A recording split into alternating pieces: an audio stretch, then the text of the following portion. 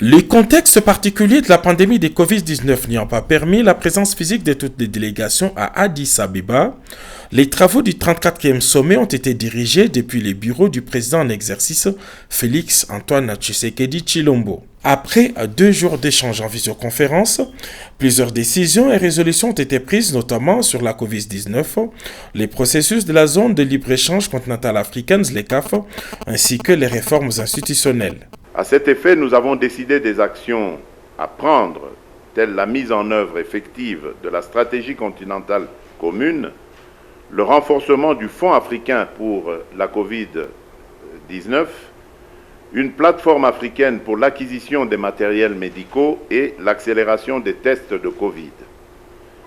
L'Assemblée a approuvé le dit rapport sur l'activité des envoyés spéciaux pour la réponse contre la Covid-19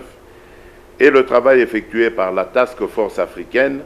groupe nouvellement créé pour l'acquisition des vaccins. Le principe du renforcement et de l'autonomisation du CDC a été adopté en accordant le pouvoir et l'autorité nécessaires à ses dirigeants. En ce qui concerne la thématique choisie cette année sur l'art et la culture, les chefs d'État africains ont adopté un certain nombre de recommandations. Il s'agit notamment pour les États membres d'obtenir la restitution et le rapatriement des œuvres d'art africains gardées hors continent, de participer à la 2e réunion biennale de Luanda sur la culture de la paix qui se tiendra en Angola en 2021, d'appuyer le gouvernement de la République algérienne démocratique et populaire pour le lancement du Grand Musée africain GMA, de soutenir et de participer à la promotion du lancement du Grand Musée égyptien GME,